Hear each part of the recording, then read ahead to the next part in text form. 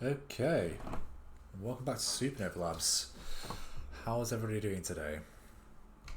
Been a jam-packed day full of meetings with people that are designing electromagnetic propulsion systems that break physics, and people that work in the space insurance business that help me get all of the business structure set up and getting how do I structure 5 year plans and get to like EBITDA and all the multiples I need to raise money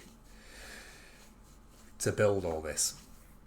Because for the longest time, I've said with Supernova Labs, and like I've got images that I put out there.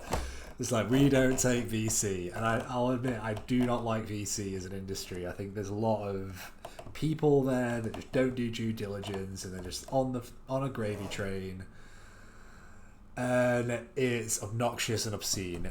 So it's I've been avoiding it like the plague for obvious reasons. I don't see it as very aligned to my value system. So this is kind of a departure from that. Maybe I'm compromising my values for this, but you can tell me. But yeah, moving towards that, just I've got back from the New York Space Roundtable. It's like a event where all the space finance experts and people that provide finance and insurance in the American market are talking about all their different thoughts about where the space market is. And one thing that they really like laid out, I think I've said this before, is that primarily a lot of the profit in the commercial sector in space is still heavily government driven. And there aren't really that many services or providers that are able to make a profit in space yet without government support. Now this runs very counter to the way the UK approaches space, because it's very much like, oh, we'll like kind of put a little bit of glitter on the top of things that are already successful in the space industry, and a lot of it downstream applications for like space data. But the reality is, as even the largest space economy on Earth is saying, that it needs to be primarily government driven. So how do you go forwards from this? Because I mean, how do you build? As I've been saying a lot for a few videos now, is that in order to sell space planes, we're going to have to build a market to sell these space planes into, and we're going to approach that by developing engines and then racing them, building a whole spectator sport around it, and then ultimately selling these space planes. So you want one in your garage, right? And there are things to do when you're up there, right? We need to get away from a primarily government-driven and downstream data applications view of space to how do we invert the value towards human spaceflight and settling at least low Earth orbit. Because I think that we're going to learn the most from orbital hotels, from orbital casinos, from hospitals in orbit, for example. Manufacturing facilities for things that you can't build on Earth, all staffed by people, right? And those people will need the means to get to and from space. And they'll need fuel to fuel up their space habitats and their means of transportation to maintain specific orbits.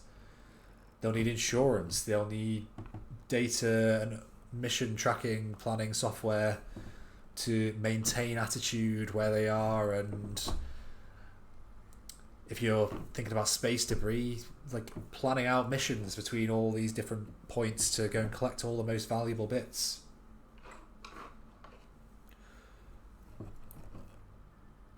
But that's in the future. Like, we need to demonstrate this, right? You need to bring it back to the ground and like what we've got today. And there's a couple of things we've isolated as Supernova Labs as potential routes to this, right? One, we need to build a market for resources on space. And the primary resource that justifies any settlement scheme, any human habitation is water. With water, you can split it into hydrogen and oxygen, so you got fuel and the stuff to breathe. You can use to grow plants and feed people on orbit. You can also use water as a propellant if you have a steam-based or a water plasma-based engine. So we've spoken to the people at the International Space Station and Orbit Fab, for example, that are doing gas stations on orbit, about how we might get to standards for water plasma-based engines or steam-powered little boilers that can put out little puffs of water. So environmentally sustainable and creates a market for water to orbit, which then leads on to all the other things you would need.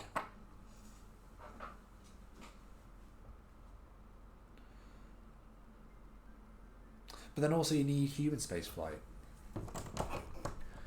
You need more people living and working in space. And I think Jared Isaacman with Inspiration 4 and with SpaceX as well, they're now pushing,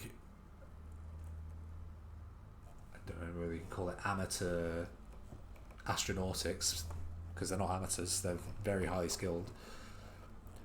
But commercial astronautics. People that are just the general public. A completely civilian captained craft for the first time in history.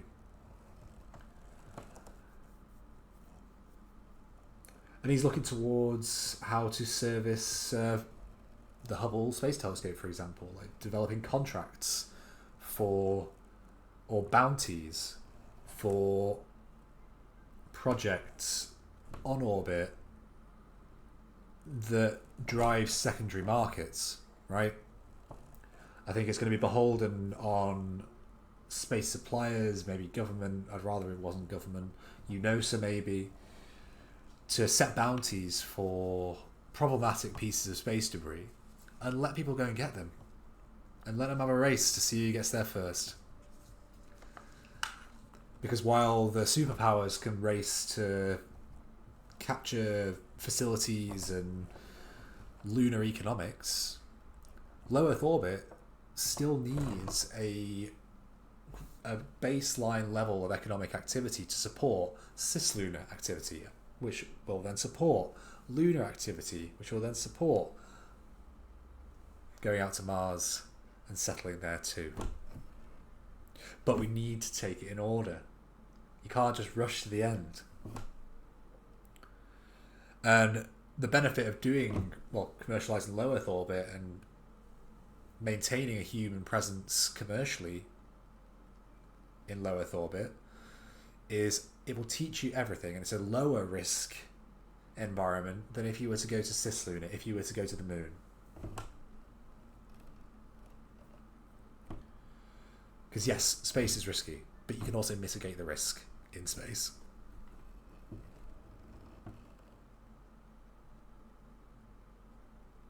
So I'm curious what your thoughts are about this, because there's no point in building space planes if there's nothing for the people to go up there and visit. What would you want to see in space? What would you go and visit? Let me know, and